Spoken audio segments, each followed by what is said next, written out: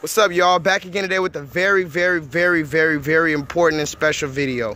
So today I want to talk to you about something that I have yet to speak about, and I'm actually gonna have to go into detail, slight detail on this video. So I want to first show you a video, and then I want to give you my remarks after the video. So without further ado, here is the video. Oh, man, I'm sorry. Yes, you are, baby. What the fuck that happened to you? The double on that ass, girl. What the fuck happened to your ass? Hey, what the fuck? Ah, exorcism! Yeah! I'm so sorry. I know you saw it, girl. Hey, you got that good shit up in your ass. Yeah. Where the fuck you go at? It was, Who the fuck you get that from? this way. That's Mercedes? What that is? No. Look at your little butt cheeks, girl. Look at those butt cheeks, girl.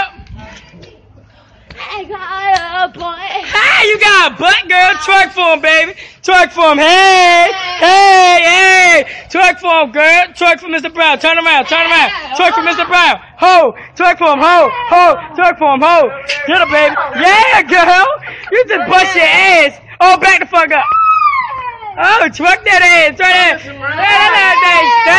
That thing stay. That thing stay. Oh, get off of Mr. Brown.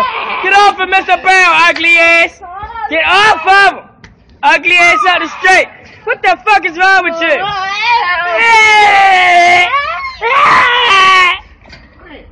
Get that. You is one high motherfucker right now. This is some fucking crazy. She like climbing up the wall. That's some exorcist shit right here, yo. Get your ass up, you crazy bitch. I'm stuck. No, you ain't stuck. You're moving, you asshole. Get off the brick. No, somebody done gave you some wrong shit. What the fuck wrong with this bitch? Hey, That shit crazy. Help me. no, ain't nobody helping you. You dirty as shit. Don't get hit by a car, douchebag.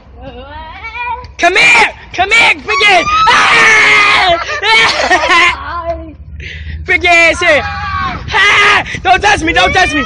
Get your ass! Get your ass! No! No, bitch! Oh, what the fuck? Oh shit! Knocked out! Woo! Knock out! Knock out, bitch! Oh, baby, please help me. Yeah, come on, lay right there, lay right there. This is the paramedics. Lay right there, ma'am. Oh, what the fuck? Oh shit! What the fuck? What the fuck is wrong with you, girl? You is one crazy bitch. You is one crazy bitch. What the fuck? I'm sorry. No, you ain't sorry, you asshole. Regina, see? Get her the fuck up. Get the fuck up. Get my sister up, yo. Get my fucking sister up. Get the fuck up. Get the fuck up. Laura, get up. Laura. Get up, Laura.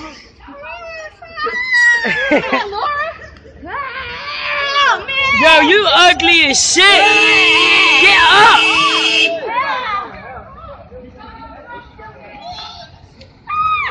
Get her. Jump on the car. Jump on the car. Jump on it. Baby, jump on the car. Jump on the car. Jump on the car. Get the car. Jump on her car. Jump on my car. I'm gonna give you a ride. I'm gonna give you a ride. What the fuck? She knocked herself out. Pray for me. What the fuck is wrong with you, girl? Go beat them girls up over there. Go. You just kicked me, you little dirty ass. Little dirty ass kick me. Yo, what the fuck is she got inside her ass right now? I can't. You swimming? I can't fucking breathe. You can't breathe. You got something that can help me breathe. Yeah, hit the blunt. Hit the blunt. Get up. Hit the blunt. She's sleeping. What the? Miranda.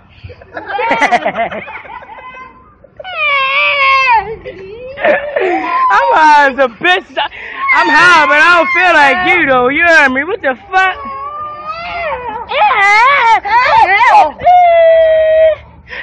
Oh shit! Bang her fucking head. Okay, So we saw the video, and this was a video I saw just yesterday.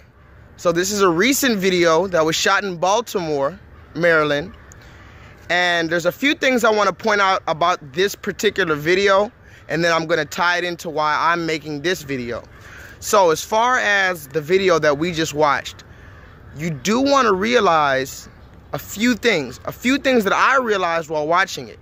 And maybe you can watch it back and then realize it as well. The first thing I noticed when watching this video is that the woman who is on the floor, one of the very first things she says is, "I'm sorry." She says "I'm sorry" as if she's speaking to someone, but she's not speaking to the person who's filming it. The second thing that I noticed about that video is when she was on the floor, and a few times while she was standing up, she screamed, "Help me." And to which the person behind the camera told her, no one's gonna help you, and things of this nature. And the last thing that I noticed about that particular video was when the woman was on the floor towards the end, she actually said, "Pray for me." Okay? So now that we've watched that video, now that I've pointed out those few things, I'm going to explain to you the title of this video and why I'm making this video. The title of this video is How to Cast Out Demons. How to Cast Out Demons. Okay? And I know that title might sound strange to a few people. Some people might become dismissive when they read that title. And honestly, I understand. You know, a number of my videos, actually, most of my videos, I make sure to stick to textbook fact, textbook evidence in order to support my claims. And it's only on the rare occasion that I actually mention scriptures and I mention my personal spirituality and metaphysical things that can't necessarily be proven or determined by a textbook. The reason why I try to back up most of my videos with fact is because I understand that we are in an information age where a number of information can seemingly conflict with one another. And also, I'm broadcasting these videos online to potentially to the entire world. And many times when watching videos, people become very critical of what they're seeing, as they should be. So I try not to make videos in which I'm just completely talking about my opinion or my personal feelings or my personal problems, because people start critiquing that and then it takes away from your message. But in this video, I'm going to have to speak about things that aren't necessarily found in textbooks, and I'm going to have to speak about things that are found in scriptures. And when I mention a scripture to you, I don't want you to, if you are not into scriptures, I don't want you to think that I'm telling you that you need to subscribe to this belief or any particular organized religion. Or if I mention someone like even Jesus, that doesn't mean that I'm telling you you should pray to or praise just Jesus, okay? But it all will make sense at the end, hopefully. And this video is for the people who have the eyes to see and the ears to hear, as the scripture says. Because many times we can see something with our eyes and it'll just be stimuli. We don't understand what we're seeing. We don't realize what we're seeing. Many times we could hear something, but we're not truly listening for the correct meaning. So before I really give my remarks, I want to first go into the dictionary. I always go into the dictionary because, well, let's just be honest, this is one of the most important books in human history. Not just the English dictionary, but the dictionary period. In whatever language that you speak, it's important that you understand the words that you're using.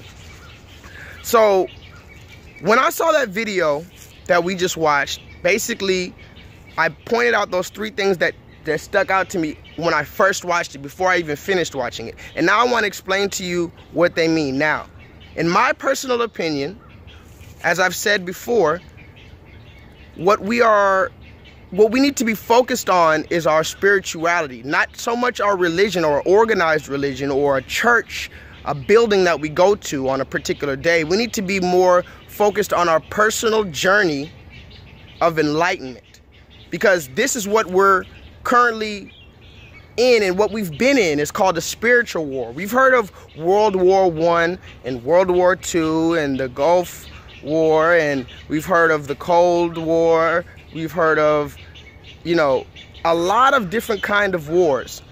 But the real war that has always been and is always will be the most important war is the spiritual war between righteousness and selfishness. Simple as that. There's a very distinct line between being righteous and being selfish.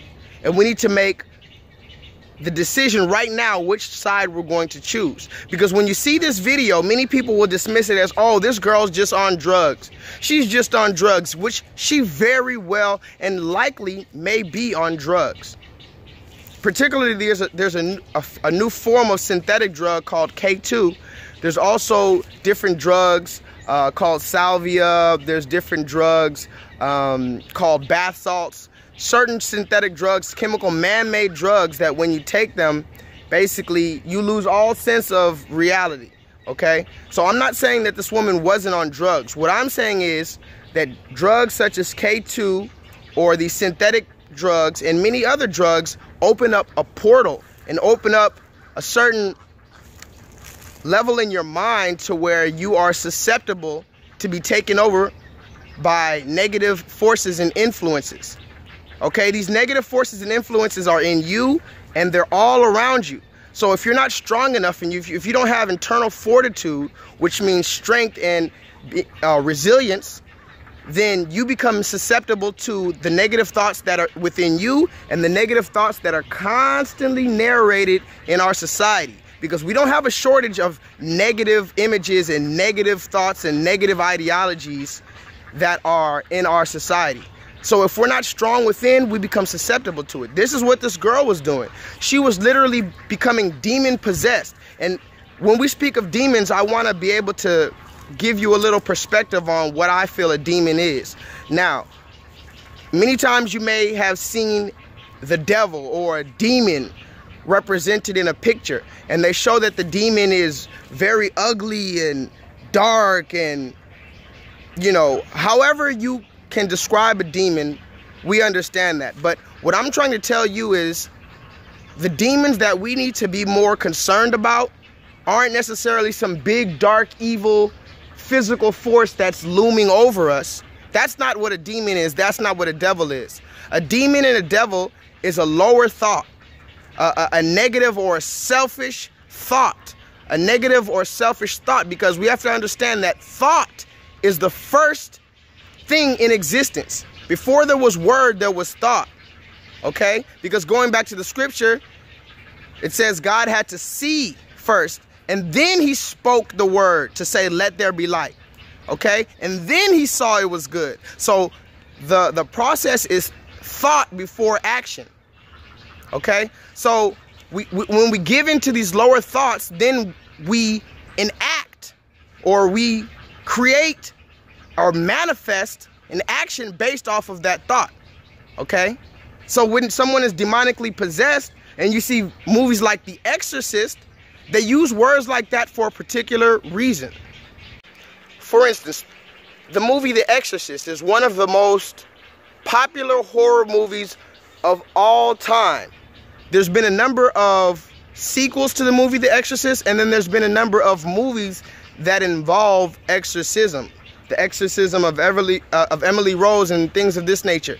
As a matter of fact, I would venture to say there's a movie, at least one movie every year about demonic possession and exorcism. Yet when someone speaks of it in real life, it seems as though this is far-fetched, this is ridiculous, this is impossible. See, the problem is there's much truth in movies, music, okay, and television, but what happens is they skew the truth to where you see it on TV, and so you can't conceptualize that it can happen in real life. They make it a fantasy, in other words. So demonic possession has been romanticized. Things like this have been romanticized to where you don't necessarily understand that this is a reality. These things that they put in movies, they had to get it from somewhere. It was conceptualized from somewhere, okay? So now when you think about the name exorcist, what many may think of is the word exercise. And yes, it is the same connotation, it is the same root word, and it is the same implication. To exorcise a demon or to exercise your body, we have to go to the dictionary to see what it means to exercise, okay? So here's what it means to exercise. And again, this is like the Bible. This book here is like a scripture to me. Exercise. It says, the activity requiring physical effort done to sustain or improve your health. So already we know that exercise is a physical effort, okay? And then the second definition for exercise is a mental or spiritual activity, okay? So the dictionary, your dictionary is telling you that to exercise is a mental, physical, or a spiritual activity, okay? So why would the dictionary talk about spirituality if there was no such thing as a spirit, right? Why would the dictionary define what exorcism is as a spiritual activity if exorcism wasn't real? Why? Because it is real, and we have to understand how real it is. To be possessed, we understand now, is to be filled with lower vibrational thoughts, lower energies, lower frequencies, to be influenced by a negative or selfish ideology, okay? This is what, to give in to a selfish thought, to give in to a selfish desire, okay? That is to be fulfilling the devil's work, and that is to be demonically possessed. When you no longer can differentiate right between wrong, or you no longer seek righteousness, you have become demonically possessed. And that's why we go to the definition of exercise and exorcist, and we see how it all makes sense. Now you see all these animals around me making actual noise. This is vibration all around me, natural vibration. If you notice, none of my videos are around cars, around ambulances and lawn mowers and electronics. Any noise that you may hear is natural. So I can't even say forgive me for all the noise, because this is God around me. But let me continue. So as far as exorcism and exercise, we know that the definition also tells us that to exercise is to enact a strenuous activity. Exercise, we know, is a strenuous activity, particularly when you're doing it right. If you're doing it right, they say you got to feel the burn, right? You got to feel that burn. In order to know that you are correctly exercising, you have to feel some strenuous activity. You have to feel some pain on your body. Now, some people, after a while, they begin to enjoy that pain, or not even call it pain. They enjoy the sensation of that burn when they're working out, and they become even addicted to it. So this is why we have to talk about why it's important to exercise and to cast out these demons. Because when we speak about scripture, again, we talk about who they call Jesus or Yahushua, okay? They say that this man, and again, I'm not preaching scripture to you. I'm not telling you that you need to pray to Jesus or anything of that nature. I'm talking about the story. The story is what we're talking about here, what we're resonating with.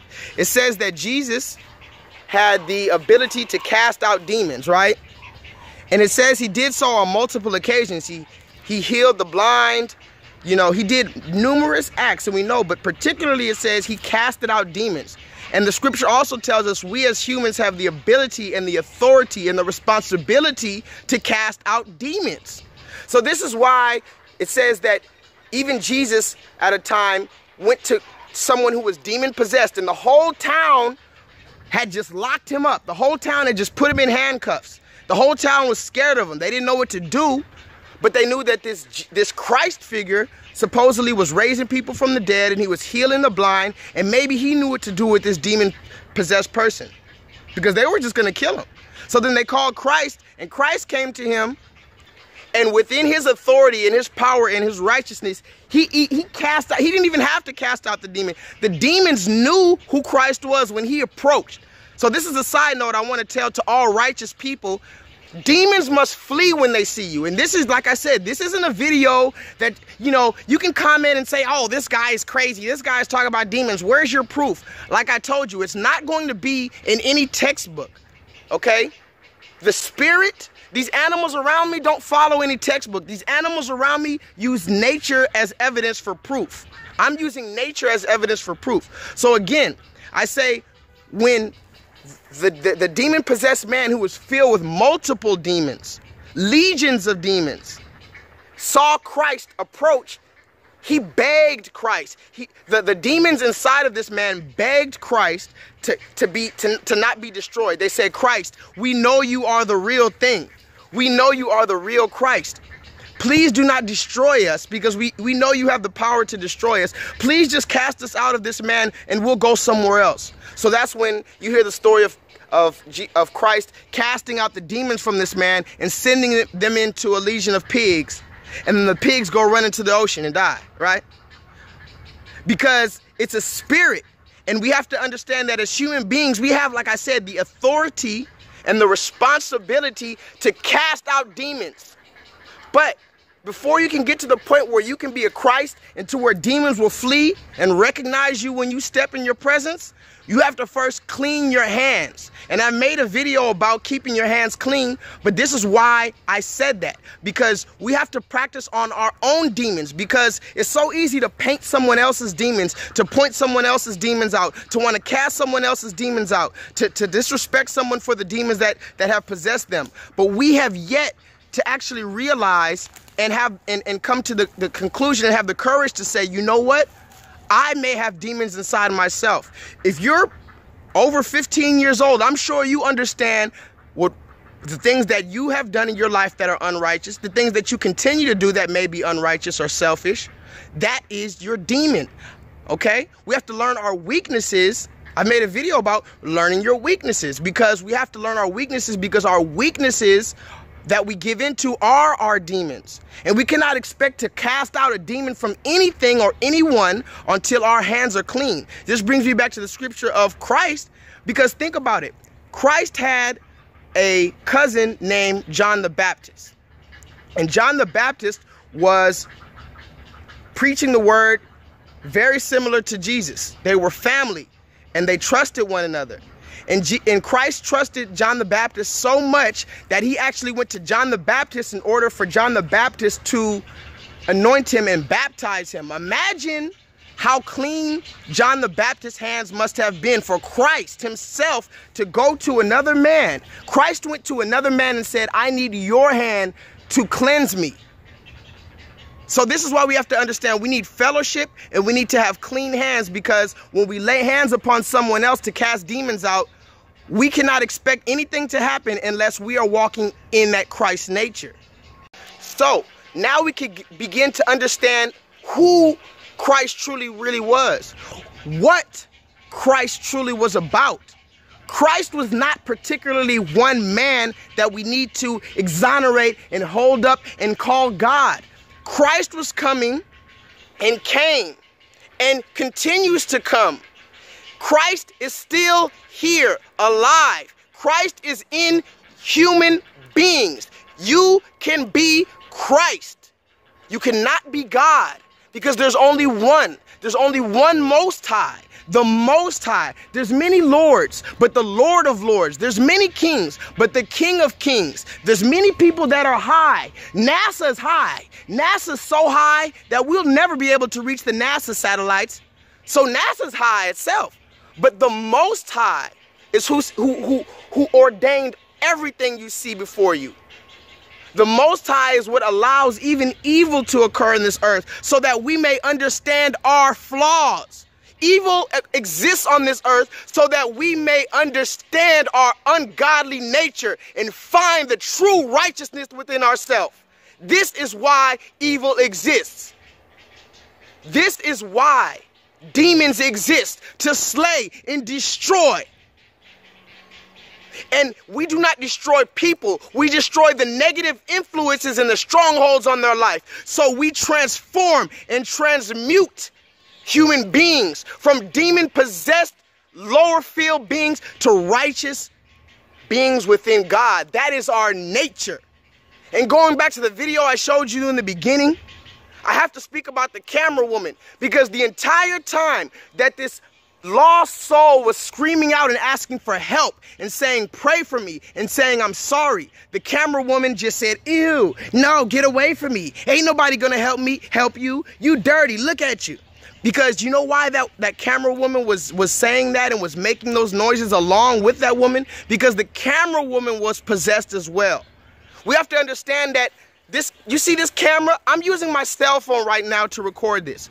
But this cell phone is a double-edged sword, because we all have one. We all have the camera. But what do we use it for? We use it so when we see someone in desperate need, we pull it out, and instead of preach the word to them and show the whole world the power and transformation of Christ, we pull it out and say what? World Star! We say world star because it's a fight, because this person's in need. This person got hit by a car. This person's struggling. This person's demon possessed. This person's filled with drugs. And instead of help them, instead of use my righteous voice, my loud voice to scream out to God to transform this person, what do? I scream world star. I scream a devil name. And that's what that woman did. She didn't help that woman. She just furthered her misery, furthered her suffering. And think about even animals. If you observe the ants, when an ant sees another ant dead, do you know what it does? You can research this. When one ant sees that another ant has been dead or is particularly injured, they pick that ant up and take it to a particular place. They take it to wherever they need to take it for injured ants or dead ants. And they have their own code of ethics. They don't gather around and mock the dead ant or the hurting ant or the suffering ant. They pick that ant up, put it on its own back. They don't make a spectacle of it, and they take it to where it needs to go. So even these ants that we kill and we spray with Raid, even they understand the nature of God, the nature of Christ. But what? Human beings don't even understand that when you see your brother or sister suffering on the street, you're not supposed to pull out a camera and scream world star? See, this is why our society is deteriorating. Because we're not using our voice for righteousness, and we are cursing ourselves. We can't call out to God and say, God, why haven't you done anything? God did all he needed to do when he made this earth. God did all he needed to do when he made you. You are the one that failed. We are the one that's failing. I have failed. Forgive me, God, I have failed. And this may be one of my last videos, because I don't know how long I'm gonna last in this society. I tried to do the right thing, and I'm trying, and I will continue to use my voice for righteousness. But if this is the last time you see me, you better stand up for Christ. You better stand up for righteousness. You better stand up for the real Most High God, because the time is now. The apocalypse is now. World War III is now. The end is here. And there's no more time to play games or pick the side of the fence. You need one side, righteousness or selfishness. Who will you side with?